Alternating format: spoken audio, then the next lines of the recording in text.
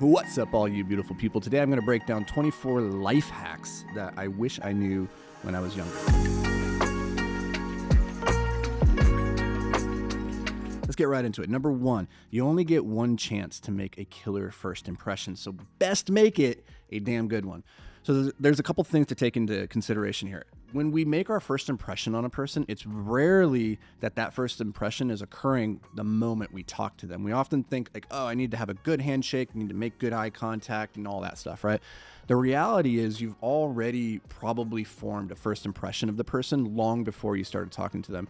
And it began the moment you became aware of them. It could be the moment they walked into a room. It could be the moment you locked eyes with them across the bar, whatever the situation is. Just realize that instant when you are greeting them and saying hello, that is probably not the first impression. So with this in mind, be cognizant of how you stand when you're not talking to anybody, when you're just generally in a room.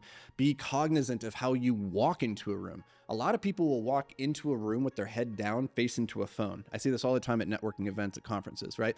We often don't want to walk into a room and feel like we don't belong or look like we are looking around lost. And so what we do is we pull out our phone, we get on our phone and pretend like we're busy or doing something productive and kind of like aloof, like, oh yeah, I'm here, right? We do that to protect ourselves. But the first impression that people have of you then is not what you think it is. It isn't like, oh, that person looks really confident. They must be so professional and busy or awesome. That's not what they're thinking. They're just thinking, that guy's like nose deep into his phone, right? But if you walk in and you're smiling, your head back, your shoulders back, and you're like greeting people, making eye contact and like smiling at them, that makes a killer first impression. So number two, mastering the art of conversation is the simplest way to make yourself memorable. Conversation is a lost art, and I will admit I hate small talk, but you can get around small talk and go straight to the big talk if you actually have big things to talk about. And so you want to make sure that you are an interesting person who has interesting thoughts. The best way to do that is to collect dots and then connect those dots. So what I mean by this is spend time every day consuming meaningful information, not just garbage from the news, but go read a profound book, listen to a deep podcast, right? Consume with intention, and then take time to write every day so that you formulate what is it that you think about that topic. Now, when you sit down to have a conversation with somebody, you're not talking about this thing for the very first time and sounding like an idiot. You're like, I actually have some deep, meaningful thoughts to provide here, and you can engage that much more deeply. The third little life hack here is that another key to being a good conversationalist is to first become a good listener. The truth is, the person across from you is probably more interested in themselves than they are in you, right? And so you can elevate your aura in their presence by simply being a good listener and asking good questions so that they have more opportunity to talk about themselves. If you spend only 20% of a conversation actually talking about yourself and encouraging during that other 80% for the other person to talk about themselves, they're going to walk away thinking, man, that guy was awesome. That was a great conversation. They won't even realize that the reason they think it was great is because they spent the whole time talking about themselves and you just listened. Seriously, it's a powerful life hack. Number four, people who are able to clarify, organize, and communicate their thoughts through the written word are simply in a different league than those who cannot. Like I just mentioned before around conversation, the people who put time and energy into what they think before they express it to other people, to the world for the first time, they're just on a different level. They think more deeply. And so you can incorporate this into your life by just making time every day to sit down and journal, write down, find a topic, find something like, oh, today I saw this thing on the news. Take that and say, here's what I believe about this situation. Here's how I would handle it. Here's the problems I see. Take that time to learn how to clarify and organize and communicate your thoughts through the written word first, and I promise you will become a much more persuasive communicator overall. Next, the ability to confidently get up in front of a group of people and deliver a message with impact, it immediately elevates your authority and influence in all areas of life. If you go to a networking event or to a conference and you see the person on stage, they are immediately elevated in the minds of everybody. So if you can be that person that's getting on stage, there's an easy way to boost your own aura, as the kids say these days. I'm trying to incorporate a new word here today. The other side of this is even if you don't have any interest in being a public speaker per se, the ability to get up in front of a team of people, whether that's 3 to 5 people sitting around at a meeting and articulate yourself confidently and persuasively, that is the secret to getting ahead, because it's not often that a plan falls apart because your ideas aren't good. It's because you lack the ability to effectively communicate the idea. So focus on your communication skills. Number 6, there is no better investment you can make than into your health. I like to think of your health as a table upon which everything else in your life stands. If the table is wobbly or it's missing a leg and everything falls over, it doesn't matter how much money you have, how great your relationships are, how much people love you, how famous you are. That stuff doesn't matter if the table collapses and everything falls to the floor. So take care of your health. It is the only thing at the end of the day that everything else depends upon. So don't sacrifice this priceless thing for other things that you can come by much, much more easily, like money, for instance. Number 7, the reason most people experience brain fog or low energy and an inability to focus is because they're putting garbage fuel into their body. I know this one from firsthand experience because I am a human garbage disposal. A number of years ago, I discovered through an elimination diet with my personal trainer that I'm actually gluten intolerant, and I actually have a couple of other intolerances to other foods. But what I discovered through that was very interesting, is that certain foods affect us differently, right? And what I found for myself is on certain foods, I experience really, really dense brain fog. I can't think very well. And once I started eliminating those things from my diet and focusing on the things that my body did like to process, things got so much better. The quality of my energy, the quality of my thoughts as a result improved. So take care of your digestion, not just calories in, calories out, but be aware of like how your body is reacting to what you're putting into your body. Number 8, a good night's sleep solves pretty much all of life's biggest problems. Most people are sleep deprived and they don't even realize it. So sleep, if you're going to spend a third of your life sleeping, you should try to do it as well as you possibly can, which sounds funny because nobody's probably ever sat you down and tried to teach you how to sleep, right? Like nobody ever sat us down in school and said, here's what you got to do and here's how to prioritize it. Make sure it's very important, right? We almost inevitably treat it as an afterthought. But I would encourage you, if you want to get ahead in life, to treat sleep as the single most important thing you can do in a single day, because those 8 hours you spend sleeping will have the most outsized influence on the other remaining 16 hours in a day. Nothing else even comes close. Number 9, if you can't find a way to make money in your sleep, then you will work until you die. This is, a line from Warren Buffett. You need to learn how to either build a business or own a piece of a business or create leverage within your work so that you're not constantly trading your precious hours for money. Number 10, energy is your most fundamental resource. Learn to guard it, recharge it, and deploy it. And that goes back to sleep, it goes back to nutrition, and it goes back to exercise. But it also means you need to be really aware of how you organize your day and your life so that you're doing tasks that parallel when your energy is at its highest and when it's at its lowest. You don't want to do your really hard, high quality work when you're at your lowest energy levels, right? So understanding how to maximize and then optimize your energy is key. Number 11, the ability to force yourself to do the hard thing, even in the absence of motivation, is what separates professionals from amateurs. Amateurs sit around waiting until they feel ready. Professionals just get up and get to work. If you want to be a professional, shut up, do the work. It's that simple. I don't know what else to tell you. Number 12, to unlock your limitless potential, it's imperative you learn how to learn and then use that ability as much as you can humanly do. So most of us learn differently than everybody else, right? School teaches us one particular way, but you probably have a method, a modality of learning that is unique to you. The biggest ROI you can make in your life is to figure out, how do you learn best?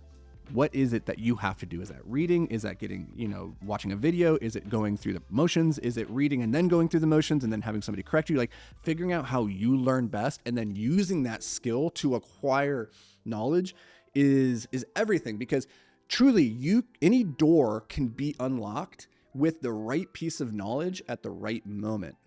And so if you are just one piece of knowledge away from unlocking any door in life, why wouldn't you spend all your time trying to collect that information and then optimize it, right? This is the collecting dots and then connecting them.